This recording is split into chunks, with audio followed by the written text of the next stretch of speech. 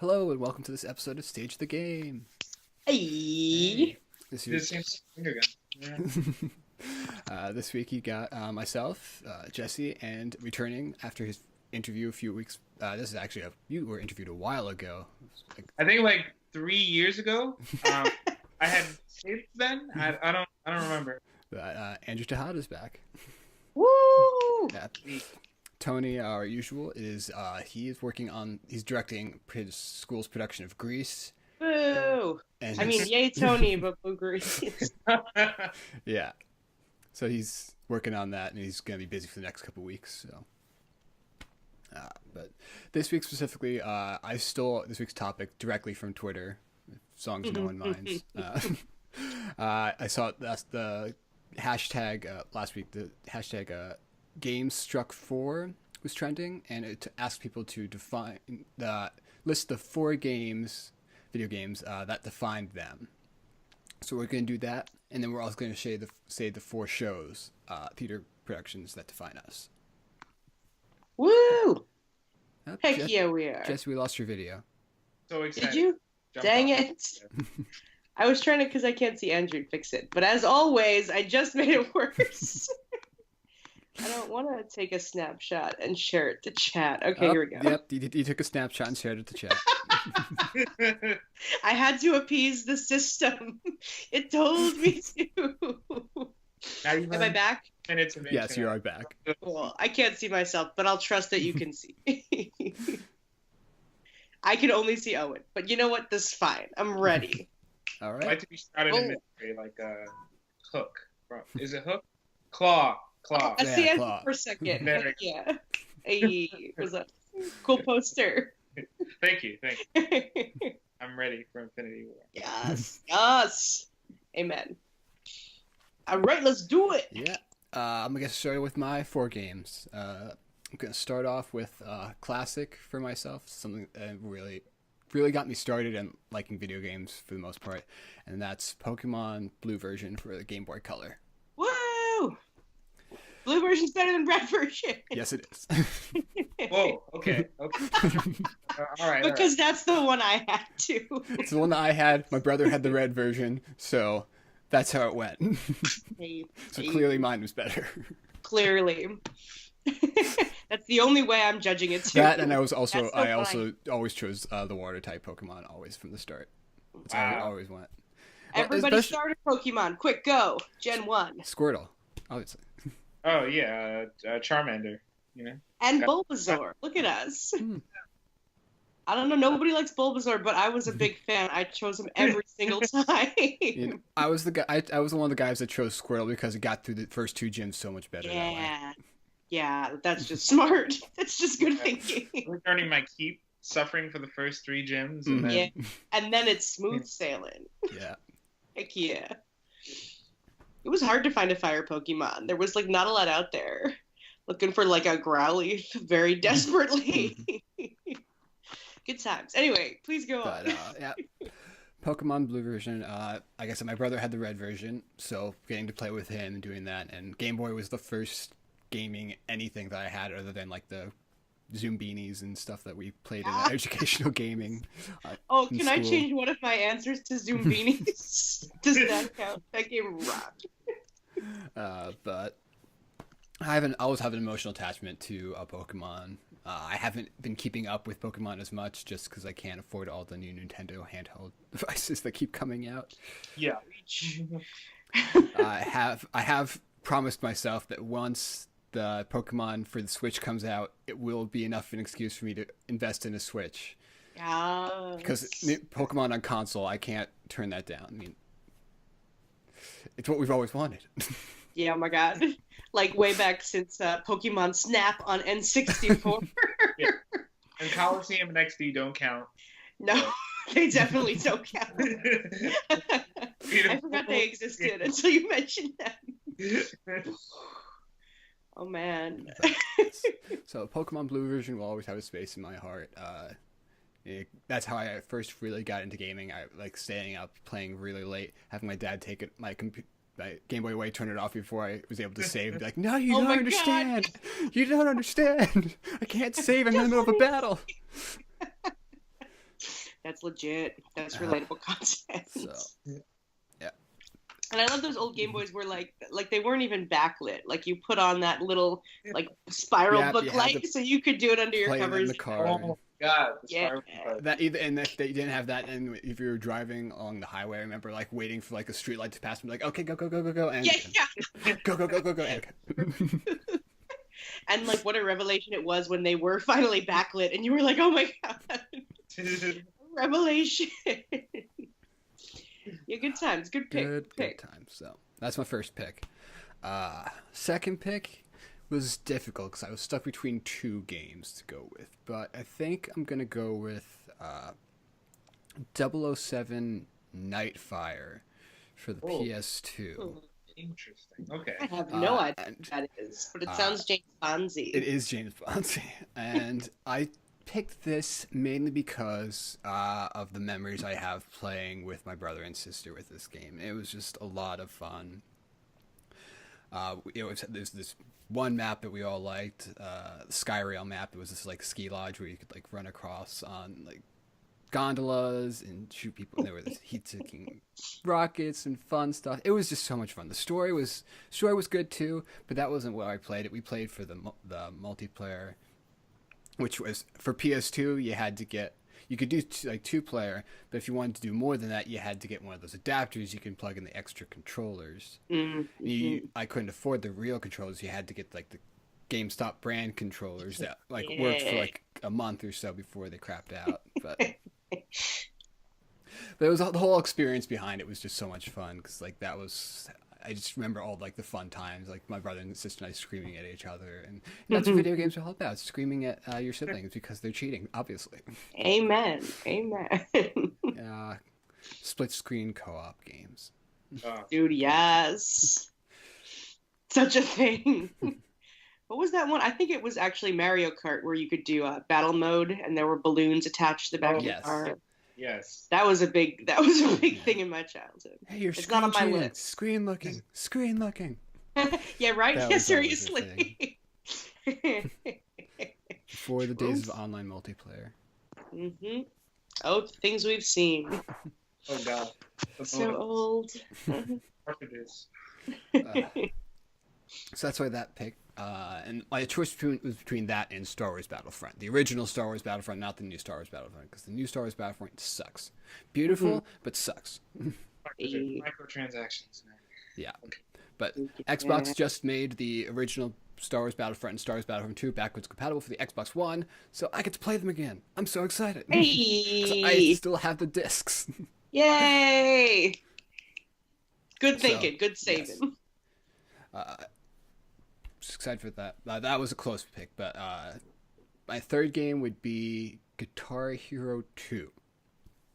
And then this was another game that was just a lot of fun to play with my friends. Great party game. Trying to get my parents involved and stuff like that. That was a fun game. But I picked this one specifically because I have a special connection to this game because it made me the metalhead I am today. Aww. I had friends who liked metal and tried to show it to me and like introduced me to it, and I was like, whatever. This sounds like loud screaming music, whatever. But it wasn't until I started playing Guitar Hero 2, and specifically it was "Laid to Rest" by Lamb of God. I liked getting really good at that song, and I would listen to it a lot. And I like listened to more Lamb of God, and from there I listened to other bands, and now my parents don't know where they went wrong. And I told you it's because you guys got me Guitar Hero 2. So it's your fault. So that is my special connection to that game.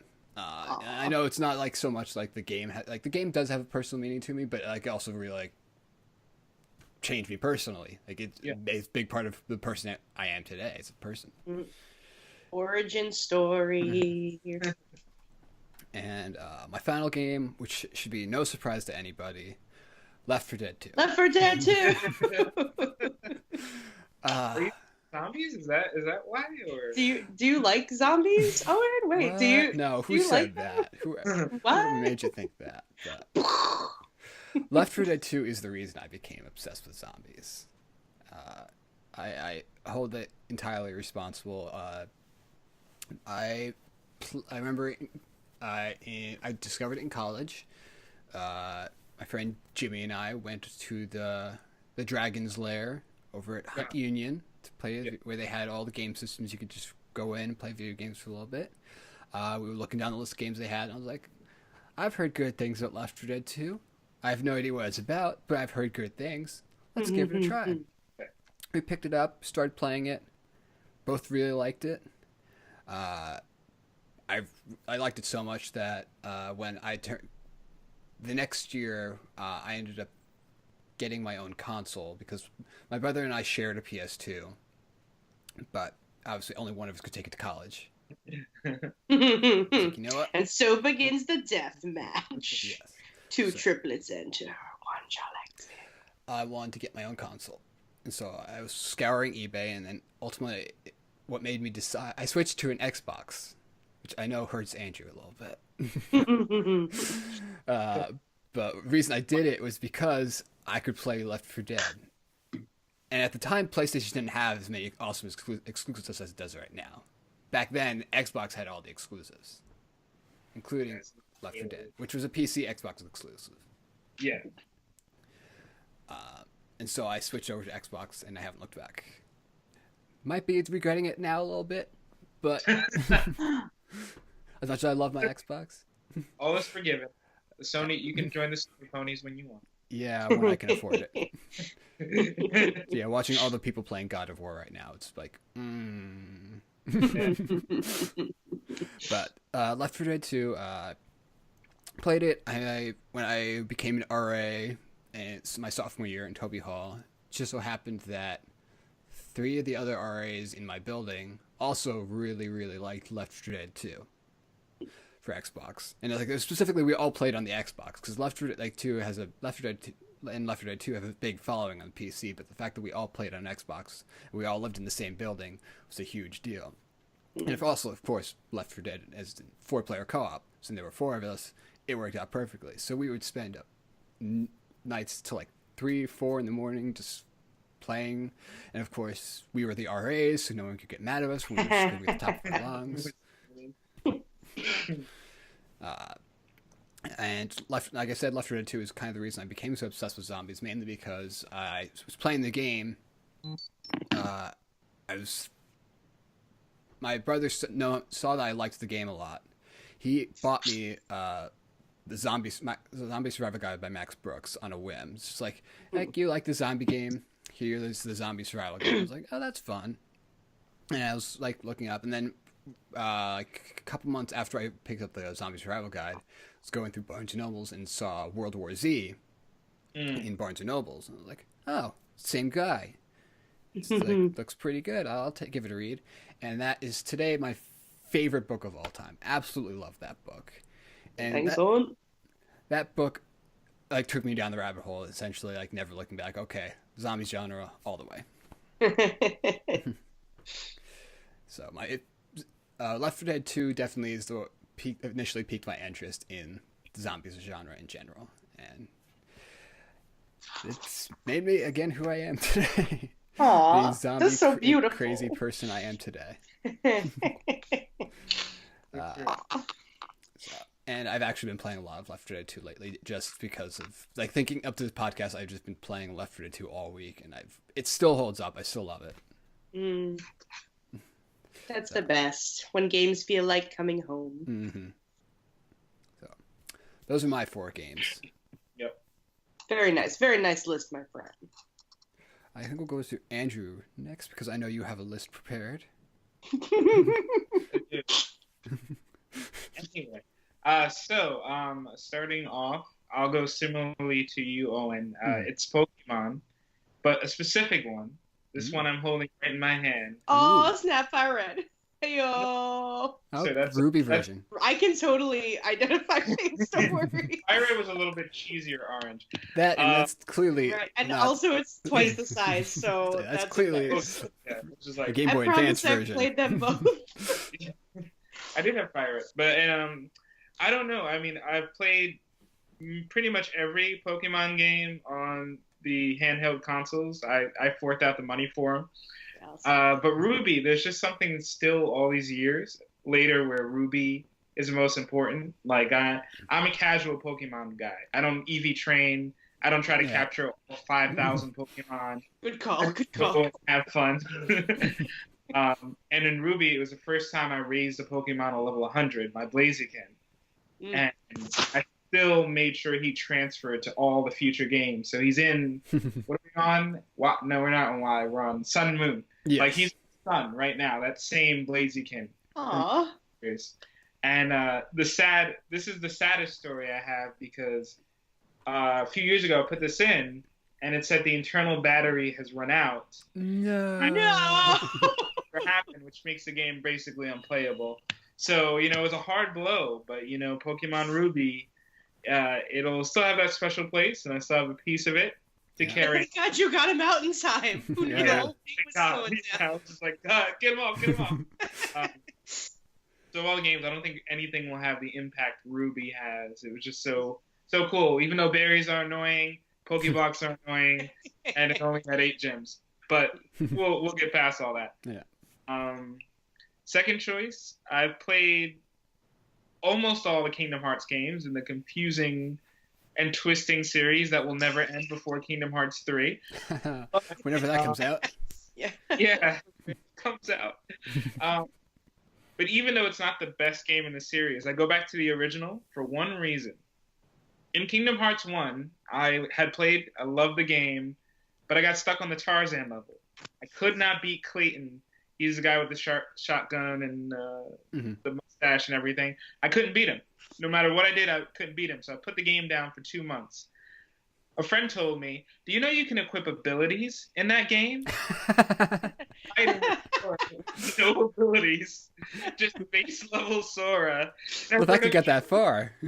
I don't know. It's like playing the Nuzlocke challenge of Kingdom Hearts. No abilities, nothing. And, that's impressive, honestly. I'm impressed. I was like, this is so hard. And then I equipped Dodge Roll. I instantly won the battle and played the rest of the game. And I just remember going like 16 hours just going and trying to beat Kingdom Hearts after that. So that was like the first game that taught me to think outside of the box.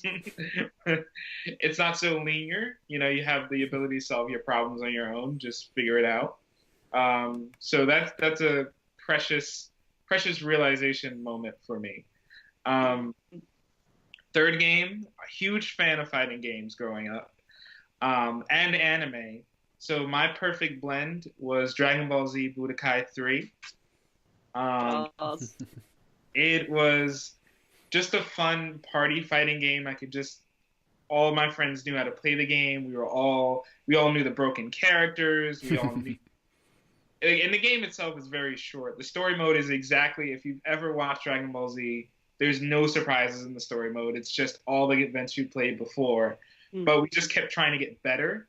And I think Goku would be proud of us for always and trying to get different games we pretty much maxed out on. But it is always fun to play against a casual player and just say, I'll pick Hercule, and you can pick whoever you want, and just utterly destroying them. It's still a satisfaction that I carry with me wherever I go. And then my last game. It was very tough to pick this last game because I've in the recent years have fallen in love with Telltale and their story-based series, and they've taught me a lot about narrative and storytelling. But there's one game that's taught me more about life, and that's Mario Party 5. Mario Party 5 will teach you that life is cruel. Yep. Unexpected. Sometimes you'll lose everything you gain by just sheer dumb luck. And that's just how life is going to go. I played it last week, and it had been a while. And it reminded me that life is just not fair. In one turn, I went from like number 2, right behind. I was 1 star behind. And then my friend hit a bonus, got 7 stars, ran away with the game. That's just kind of like a metaphor for America, capitalism. And but really as a child too, it was just a game me and all my cousins and sisters would always play. It was a game where we were all equal in skill because, you can get good at the mini games, but that doesn't help you when you hit a Bowser. It takes away everything you own. Yep. So Mario Party 5 is definitely a balanced and a game that can teach you a lot about life, and that's why it has to be in my top. That was iconic. Yeah. I could not agree with any monologue more. I would like to give that answer a Tony Award. So true. So true.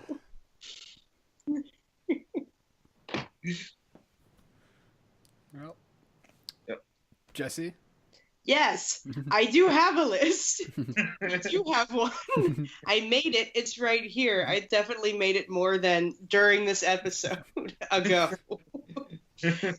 As inspired by our earlier conversation, yes, my first pick will be The Logical Journey of the Zoombinis, a game for your PC, which we would play in computer lab because our elementary school thought it was educational.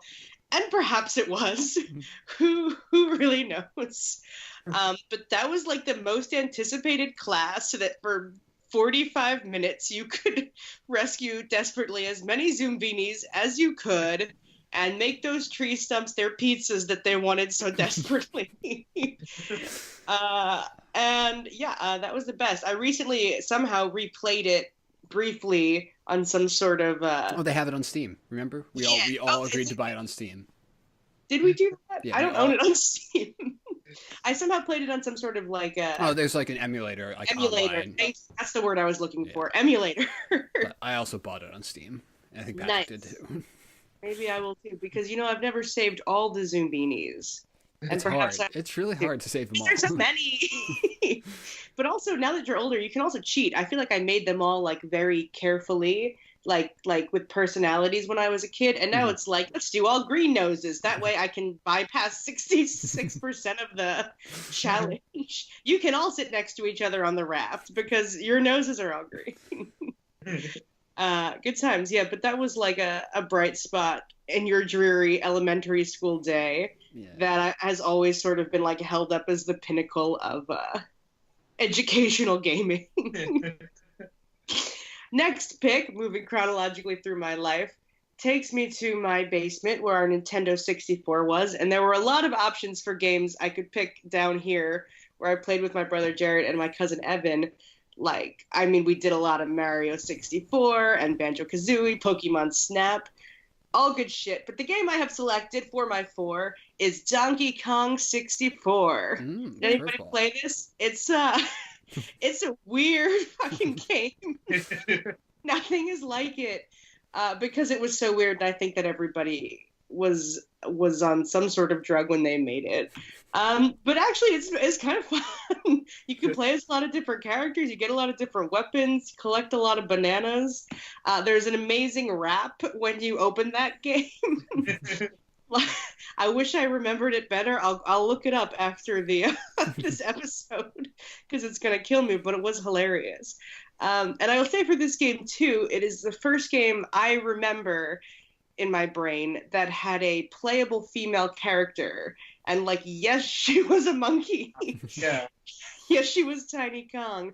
But there was one, and I loved to play as her. And, representation, it matters. Plus, it really had a fun multiplayer that was super weird, where you tried to, I think, kill each other with your fruit-based weaponry. They had coconut guns and, grape blow darts, that sort of fruit-based. So it's battle-y, but it's good for you, I guess. Good times attacking my sibling-esques in the basement. Third pick, very important game and obviously very important series for me, Zelda, and I will choose Ocarina of Time because it's iconic. And I loved it, and I love all the Zelda games. That's the game I kept buying Nintendo consoles for through my youth instead of ever switching over to something that had way more capability. But I wanted to play Zelda always.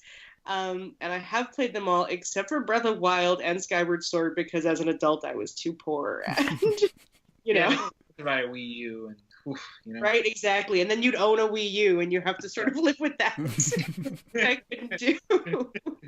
So up to a point, I played them all. But Ocarina of Time was always classic, and I still have that Nintendo 64, which I dug out a couple years ago. And I did replay Ocarina of Time. Like, I swear, I played the whole thing like 4 fucking times because it's so good and it's so full of memories. And like, what's so easy now because I've done it so much that I remember it all. But it's one of those games that feels like home, and like every couple of years you play it again, and it just feels really good.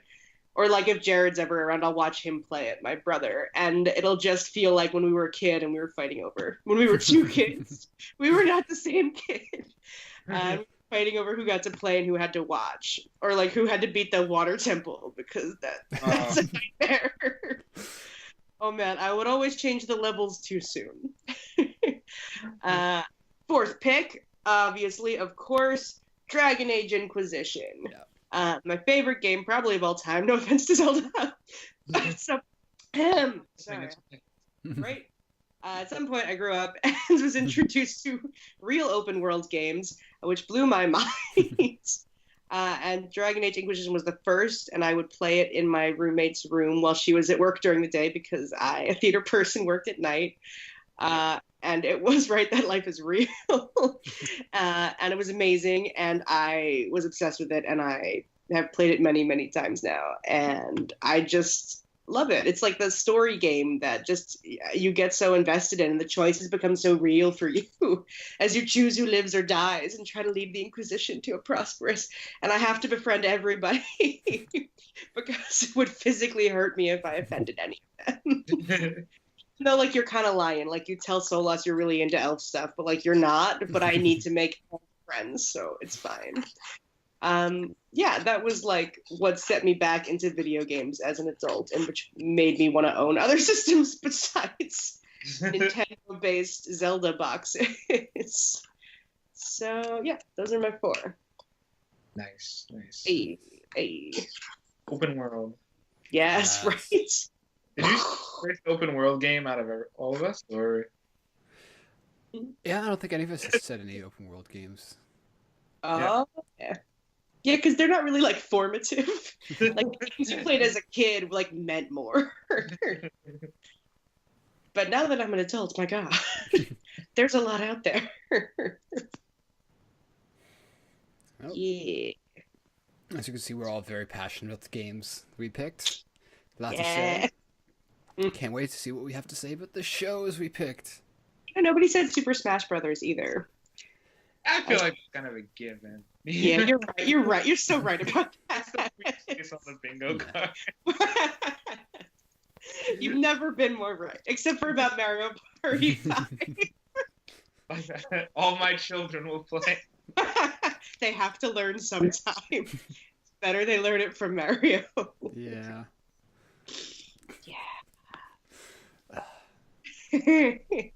So plays musicals. Hey. This was hard because I've done a lot of shows, read a lot of shows, but I had to pick 4 that like were really meaningful to me personally, and like have stuck with me. First one I picked is Jessie's gonna like this. Sweeney Todd. Woo! Excellent pick. Yes. So Sweeney Todd by Stephen Sondheim. I grew up, luckily, my parents love theater. They took us to go see shows all the time. We try and go see one Broadway show a year in New York. Growing up in New Jersey, it was pretty easy to be able to do that. And I always liked the shows. The shows were fun, stuff to do. But it wasn't until I saw Sweeney Todd that I was kind of just like, wow, this theater is really cool. Because I'd seen shows like King and I was like the first Broadway show I saw. I saw Oklahoma. I saw like musicals, like very traditional musicals up until that point. Sweeney Todd was just it showed me something different about theater. It showed me like, and I've said this before, honestly, I love dark theater. I love dark, gritty theater, and Sweeney Todd opened me up to that. And it's just like leaving that theater being like, shaking a little bit. Like that was like disturbing, but it was awesome. Like being in the theater, like being in that confined space, like with like the people on stage and having to listen to them. And it was Patti LuPone, Michael Severus did such an amazing job. Someone's cell phone went off, and Patti LuPone called them out. So that was very. But that was in your performance. That was my performance of Sweeney Todd. Yeah, someone's phone went off. Patti LuPone just like stopped, everyone had stopped on stage because like the phone was going off, and Patti LuPone just like turned to the audience and said, "Answer it already," because it had gone off. This was the third time it was going off. Jesus. And the guy just like wasn't even like we all knew who it was, but the guy just like was pretending to like it's not me, it's not me. I'm looking around. Who is that? But yeah, Patti LuPone like staggerized and like just answer it at this point because seriously. So that was always a fun moment. But yeah, Sweeney Todd really turned me on to like how much theater can like really like grip you emotionally. And I wanted to be more involved with it, learn more about it. So Sweeney Todd really opened me up to the world of theater that I had never seen before. And I really thank my parents for allowing me. I was definitely, I can't remember how old I was when I saw Sweeney Todd. I think it was 2006 was the year the revival came out. We were in high school. We were probably sophomores. Yeah. Maybe. 15. So I was young-ish, but not super young. But still, like, some people probably would have been like, this show's too, like, has too many, like, adult themes for you. It's like, it was a lot of blood, gore, whatever. But it was amazing and loved it. Loved every second of it. Yes, that is the show that solidified my friendship with Owen's sister, Bridget, which led me indirectly to this moment right now. Making friendships out of murder. Right, exactly. Yeah. I wouldn't want them any other way. Put that on a brochure with a meat pie. Yes, the perfect design. We'll give it out to high school kids so they know. Start early. Get into it. Heck yeah. Okay. Second show. Second show, I would have to say is... Jessie, you're not going to like this answer. Oh, God. Andrew, you will like this answer because you'll know why it's special to me. She Stoops to Conquer. Oh. Longer. That's a pick. And I don't pick it, Jessie, because like the writing of it, and I personally think it's really funny and I love it. But and it's not your fault for the production I worked on either. It's nobody's fault. She has bad memories from a bad production. I was a Mr. Hardcastle with. Oh, dude, nice. Yeah, and I played one of the servants. And it was the first show I got to work on at SUNY Oneonta.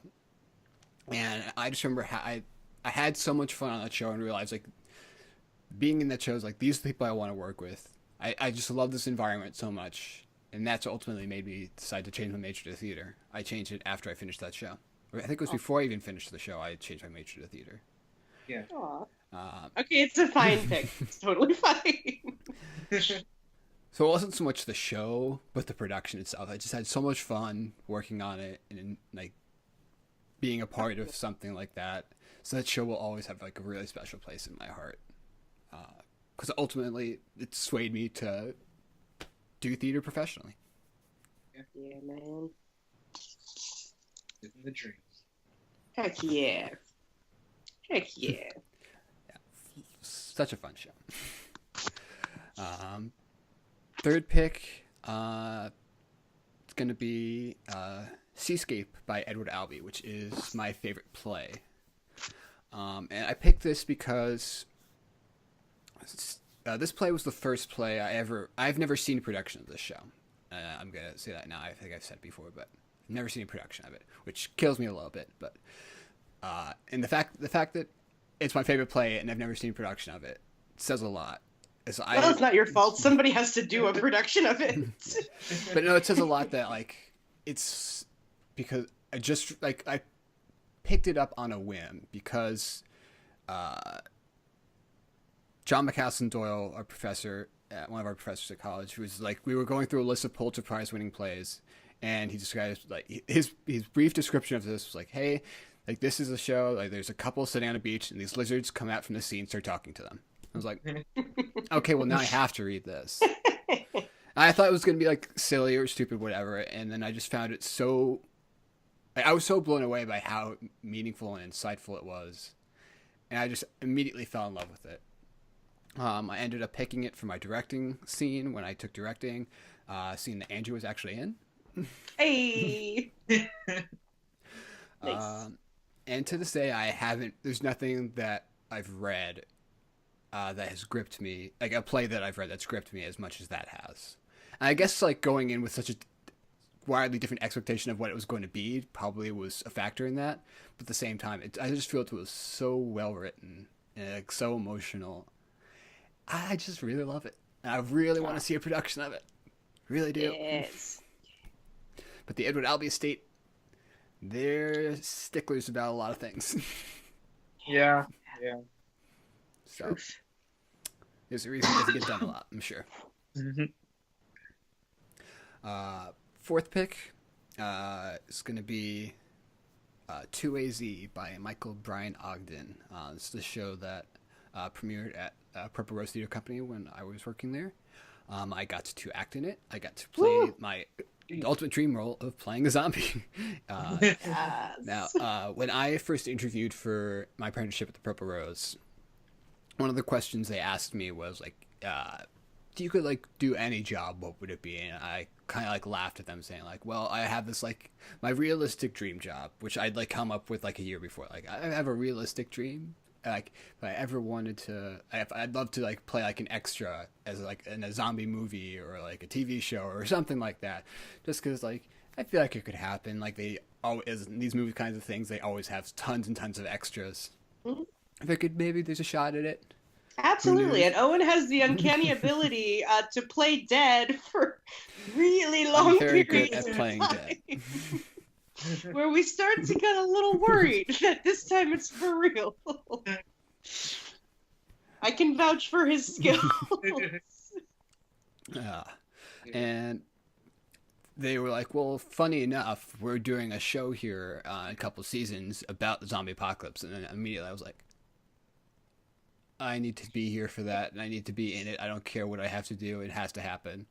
And I was lucky enough that it worked out that way, that I was able to be part of it. And I mean, I got to like help out like through the writing process and like giving opinions and stuff like that. And I'd never been so involved in the creation of a new piece of work, and to see it come to fruition while at the same time like being so passionate about like the subject it was about.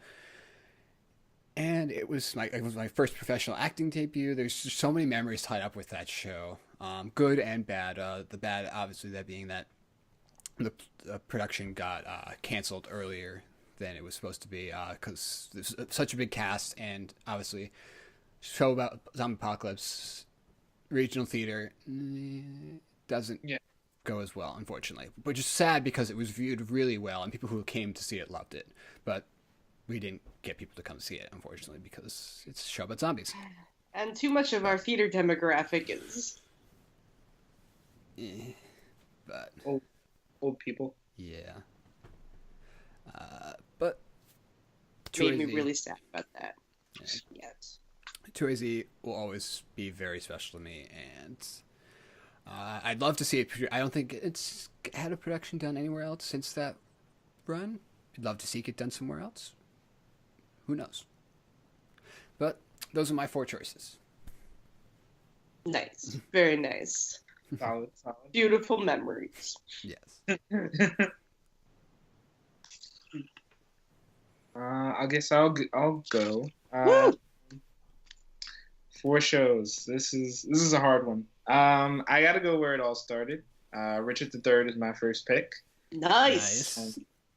Long story, but before college, it looked like I was heading into environmental sciences. Dude, cool. Mathematics. Which would have been cool if I could have gotten past AP Bio, which I couldn't. And that's when I realized maybe it's time for something different. So I told my parents, hey, remember that environmental stuff we've been doing the last 2 years? Forget about it. We're doing it now. And their response was cool. They showed me how much debt I would be in.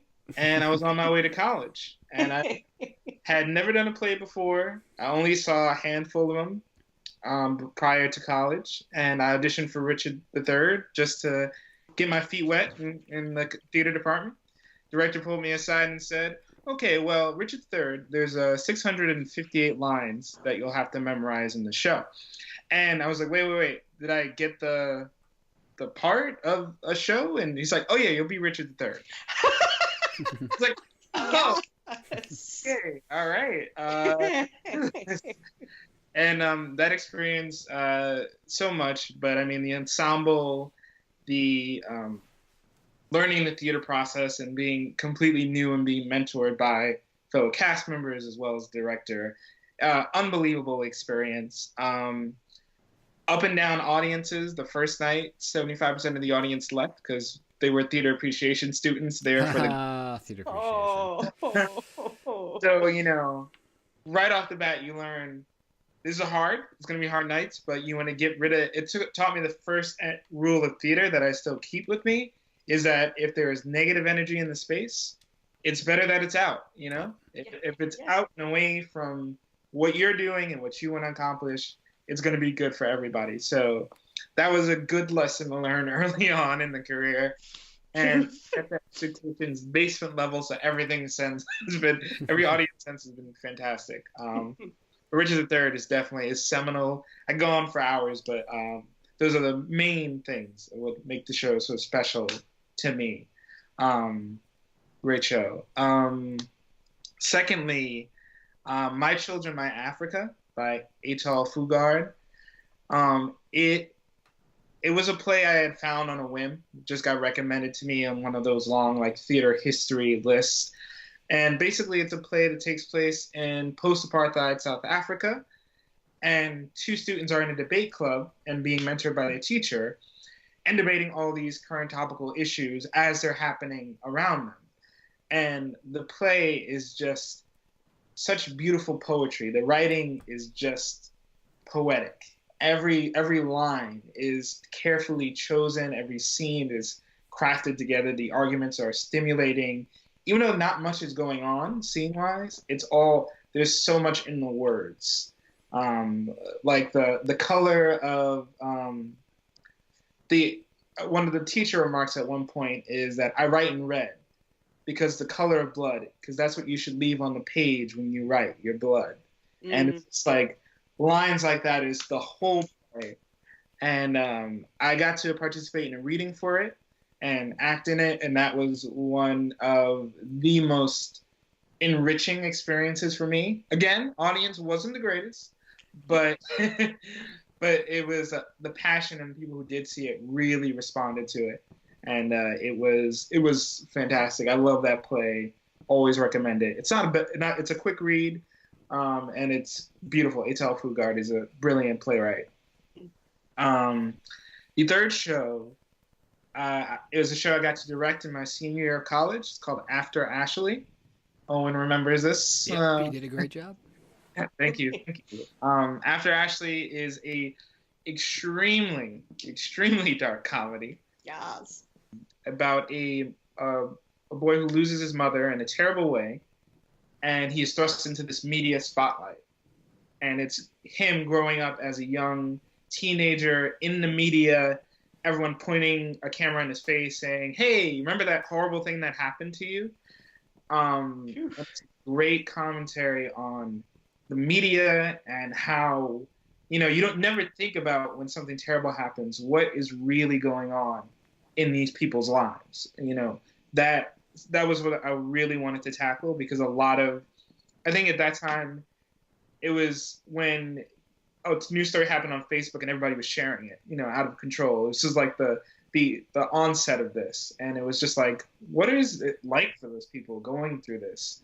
It seemed more present in social media than it did when it was just on TV.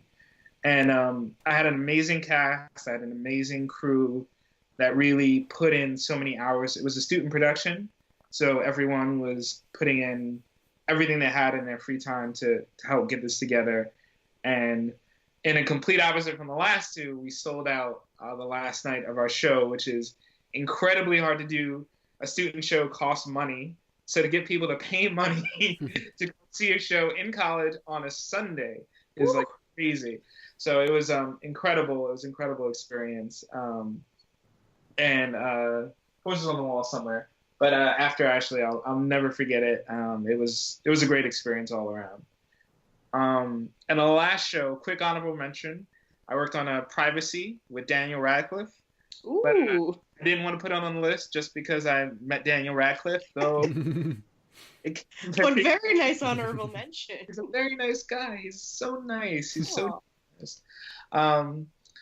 But a show that recently reignited my fire for theater was Othello, with David. I will butcher his last name. Oyelowo. He played I believe he played Martin Luther King in Selma.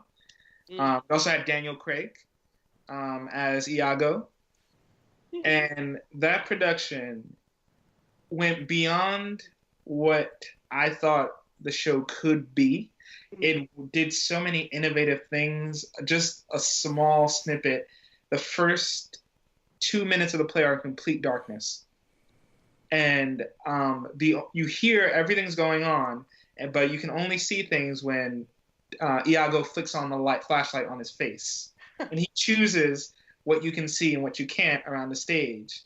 And as this play starts, he walks into the darkness and then comes out. You can only see the shadows on his face, and that's your first introduction to him. And that's all done just lights and lines. And throughout the play, the way they use light, the way they use sound, everything was perfectly integrated.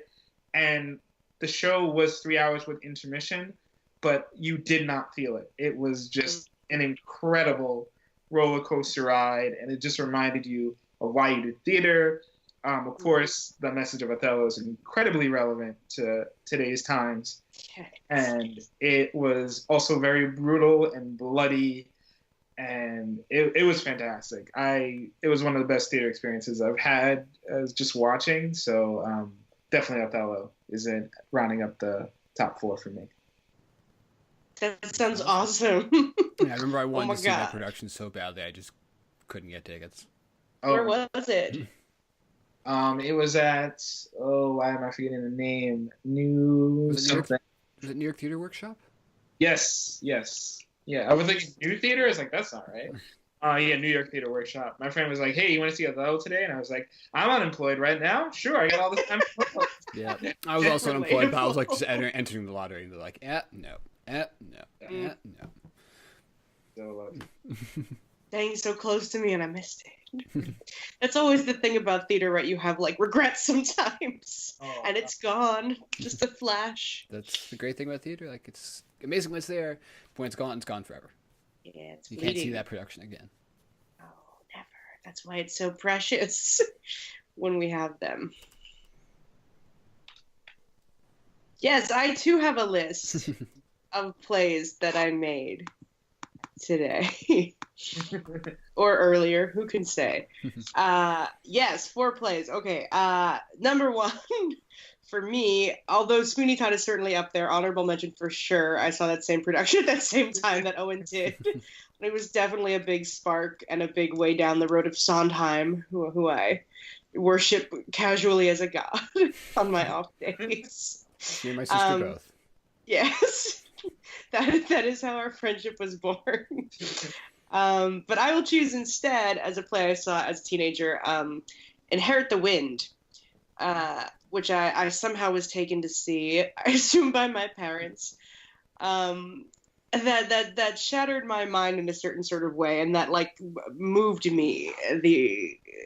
And is still a very relevant play today, certainly, as we continue to dispute facts in the way that we do. But again, not a political podcast. That was Rein it in, last week. Jessie. That was last week for sure. Oh God, I was out of control. But Inherit the Wind convinced me that my lifelong passion was definitely to be a lawyer, because Henry Drummond was the most inspiring lawyer of all time, and I wanted to be just like him and right all the wrongs of the world. So thanks to Inherit the Wind, a play, I knew I was going to be a lawyer. at the tender age of whatever, 14 or what have you. Pick number 2 takes us into college when I realized that what I liked about Inherit the Wind was more the play than the profession, which was a fun realization for me when I took my first theater class in college just for fun, because I had space in my schedule. I think I was going to major in philosophy for my law degree, which was a really easy major to complete. And so I was like, try something else. You're at college, you're paying to be here, try everything. And I took a theater course. And that's when my whole existence clicked for me, that I wanted to do theater and not be a lawyer. And my mom, who is a lawyer, was very, very happy, and she applauded me and said that I dodged 9 bullets. Yeah, and the play that we read in that class, which changed my life forever for sure, was Proof by David Auburn. And it went on to be the first play I would direct. And it meant a great deal to me. There are so many great lines in that play and great ideas, and the way in which you begin to realize like what theater is, and that it's not just a romp, but it's like a place where things change and ideas light you up. And that play blew my fucking mind. I was really obsessed with it for a while. I'm not obsessed with it now, but I've certainly settled. That was a really important piece, and that's where I met a lot of my current closest friends. I met Jamie in Proof. You podcast listeners don't know these people. But, Jamie's so she's here. She's gonna listen, and she's gonna be touched profoundly. And lots of other people. And I had a great time doing it. And that was when I knew I wanted to do theater, and I changed my major to theater. And now we're here today. Hey, look at us. We all had to get by. big careers ahead of us, and then we all switched to theater. Yeah. No regrets. But, the road you didn't take. We could have saved the world, guys. We still will through our art in a different way. Mm-hmm.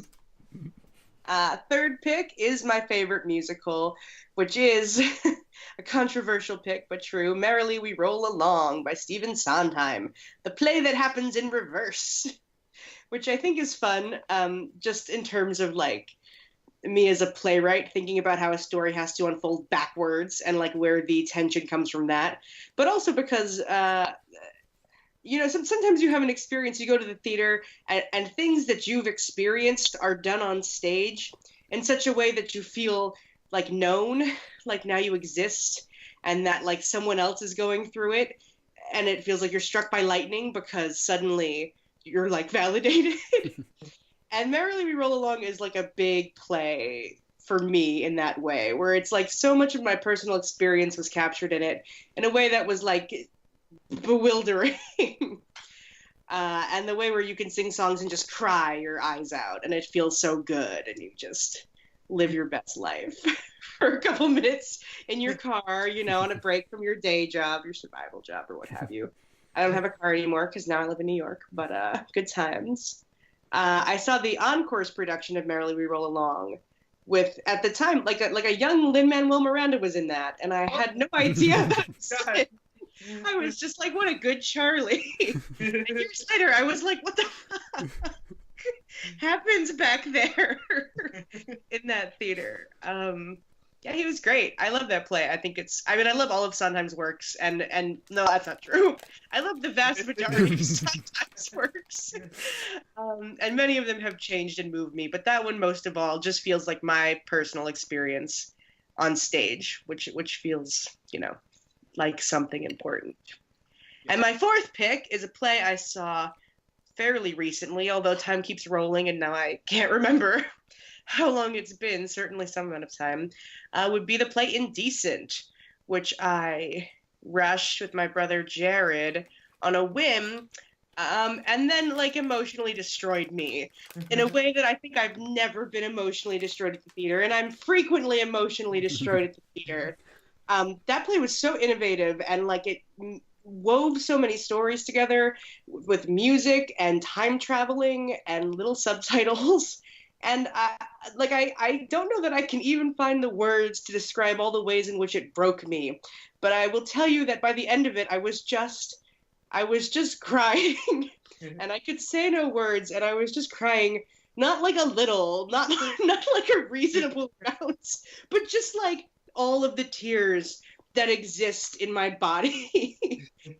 And I remember somebody got up like a couple seats next to me at the end and was like, wow, that play had everything. Lesbians, the Holocaust. What a deal. Okay, bye. And I was like, how are you even moving? I like can't talk. I can't stand. It was so powerful with so many messages, and I was so destroyed by it. And it reminded me, well, like so many things that are important, but also like how creative and innovative theater can be, and it never has to like fit in a box. It can be whatever best tells a story or best says what you're trying to say. And I try to remember that as I make theater myself. Yeah, that was really good. And those are my 4. We did it. We got the list. Yay. We did. Okay, bonus question. Worst play you've seen ever. Go. Oh God. So easy. Man, Some people hear thunder. What is that? Tell us more. Oh, it's the first show I got to work on here at Capitol Repertory Theater, which we did not produce, by the way, so I'm not insulting the theater in any way, shape, or form. Oh no, is that the Armenian genocide? The Armenian genocide musical that had no place existing whatsoever. You can tell as soon as you hear the words Armenian genocide musical that there's going to be trouble. Yeah. There was a tap number. Oh my God. It was just so bad, so badly written. There's no place existing in this world, but it did, and I was the spot up for it, which means I had to physically see it every night. Buddy. And this is the first show I worked on at this job. I'm like, what the fuck have I gotten myself into? And people in the offices would be like, this is not the typical theater we do. We promise you. It's going to get better. Don't quit. Please. So, strong feelings about that show. Legit. Andrew? I'm trying to... I need a second to think of the title, but I can picture everything else about this play except the title. Oh my God, I wish I could... Oh man, if you give me a second, take a second. Absolutely, I can come up with this title. I just need a second. Take your second. I will do mine, which I saw last week, which I think just jumps to the top of my list of worst plays I've ever seen, and I do feel kind of bad about saying it because it is the company I work for, Roundabout Theater Company, but it's not the theater I work for. It's not the small Pell's theater that I work for. It's the American Airlines Theater where they're doing travesties. Oh, travesties. And I saw travesties. I saw travesties at McCarter when it was there. That is a show. Please tell me more about this travesty. It's a Tom Stoppard play. Tom Stoppard's version of The Importance of Being Earnest. Okay. But like he doesn't do a good job. Okay, so it's like I felt like I was trapped in a nightmare and like I couldn't leave. I mean, I got comps for the show, which is why I went. And I said to my friend Jamie, who was previously mentioned in this podcast, how everything comes back, like, let's go see it because it's free. And she was like, well, okay, but I don't think it's going to be good. And I was like, of course it will be good. I felt trapped. It's like a play about nothing. It's like a play where like elderly white men trap you, and he's like 1,000,000 years old and he's trying to remember his past and he can't. And so it starts off with like a 98-minute monologue. It feels like 3 years of your life are gone as he tries to remember the past. And then we have to see the past that he can't remember, and everything repeats. And it was so pretentious. This whole backstory with like Tsar Nicholas and Russia that like it's supposed to make sense, but I don't get it. I don't know. Maybe it just goes over my head, but I remember I fell asleep for like 20 minutes and like, is it over? Nope, it's 3 hours. Fuck, I'm still here. Right? And it's peopled with famous people like James Joyce and Tristan Tzara and Lenin. But it's just so pretentious. Like nothing about it was interesting. There's no plot. Characters are talking to no one. And I was like, it was a nightmare apocalypse world, and I just wanted to leave. So I did leave. I left at intermission, guys, and I never do that. I never do, but like you couldn't pay me to watch Act 2. Now that I just had to leave.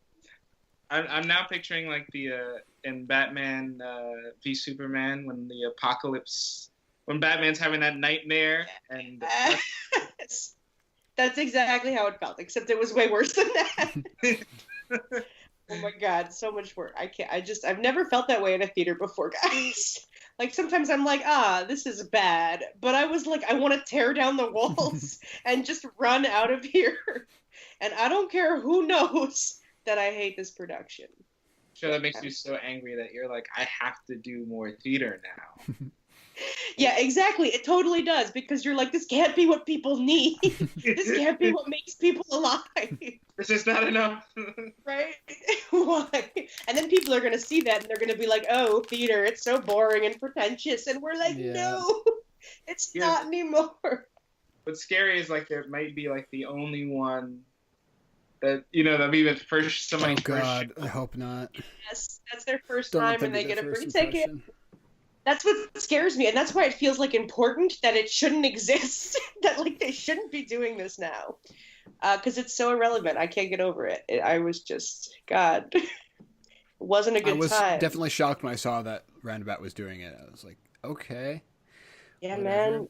That was the first show my dad took me to see when I told him I was being a theater major. Like he was mad at me for a few months, and I came home for break. Like, let's go see a show at McCarter, and we went and saw whatever was playing. It was Travesties, and we both laughed. We're like, what the fuck did we just see? Why did we do this? Do you think he was trying to scare you out of the profession? No, he knew nothing about the show. He was like, we'll go see a show at McCarter. You're into theater now. Let's go see theater. Honestly. It's like like kind of one of those failed bonding experiences. Yep. Yeah. Well, we bonded over our like, what the fuck was that? Mutual hatred of it. Yeah. It does accomplish that. I definitely had a great time tearing it to shreds with my friend. Have you remembered the title yet, Andrew? Oh my God! It was When Girls. Oh my God! I wish the title is so long and convoluted. It was immediately a title that made you worried. Legit. Oh my God! Maybe it's better that I don't remember the title. I'll have to come back in the future and once I've found it. You will have to. But it was done at a festival, and my God.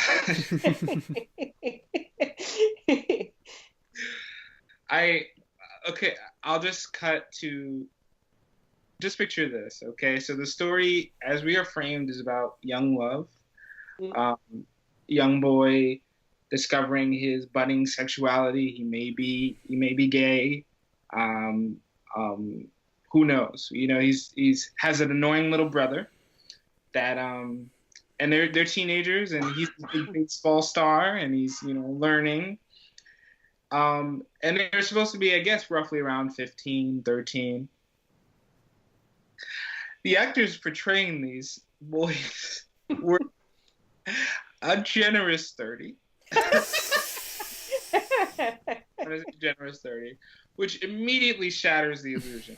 What helps to shatter the illusion more is that at one point, one of the actors, the little brother, gets on a block, and he's on this high mountain instantly, just from an acting block. And I know, theater, imagination, okay, whatever. And he's pretending like if he falls off this block, he's going to die. Near the end of the scene, they drop the pretense completely. He just jumps off the block, and I'm like, did he jump off of a hill? You never established that he was off the hill. Now the plot kicks in at this point. There is no plot to this book. So now the plot comes in, and this boy from another town is coming, and he's very sexual and very aggressive, and he wants to, defile the young boy, the baseball star, and teach him about sexuality. The boy is played by a 50-year-old British man. Oh, God. In overalls. And why? and a questionable haircut. it's at this point that I'm wondering if this is all a huge joke, if this is supposed to be played for laughs, but it's not. It's not being. The lines are taken very seriously. They're all speaking these long monologues that make no sense, very thin allusions to Greek gods. And although there are some individual performances that I thought were great in the play, a friend of mine was involved. There was just so much wrong. The plot, and there's a character depicted, and again, not against the performer, but it is a 15-year-old girl who has a monologue about just how much sex she's having, and it's extremely disturbing, and just it comes out of nowhere. And I have to mention that the cast is about 8. There's 8 people in the cast, and they all, when they're not in a scene, they're sitting on stage in the back watching the events in character.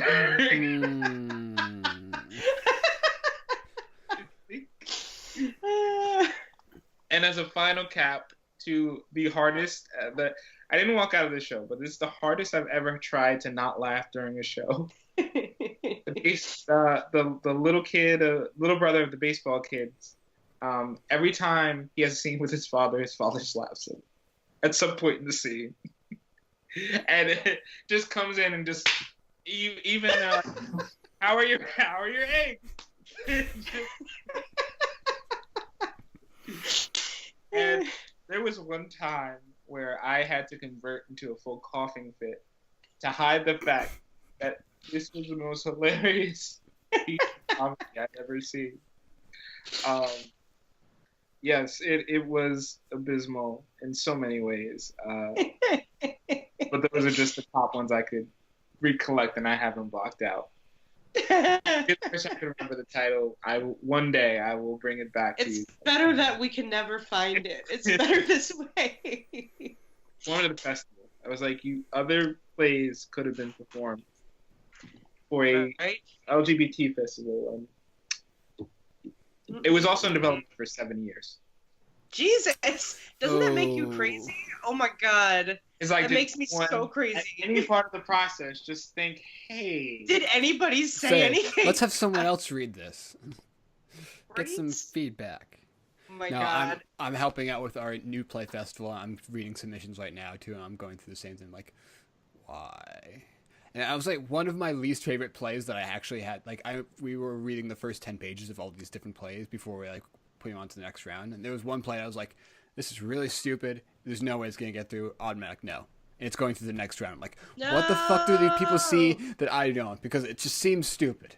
It reads stupid. The plot is stupid. What could I possibly learn from it? Luckily, I don't have to read the full play for the next round, but it'd be better almost if you did, because then you could say no to it. Yeah. Who knows what the other people are going to do? I specifically told the person who's in charge of it, I'm like, just so you know, this particular play is stupid. I'm telling you now. I don't care what everyone else thinks. It's stupid. Yeah, there are amazing horrible plays that turn up when you're reading open submissions, which I did when I was an apprentice for Capital Stage. We got one where somebody gets a toaster pregnant, was the conflict, and I was just like, people are amazing. Yeah. We did not put the toaster play through any subsequent round. I gave it 0 points, but I was impressed the creativity.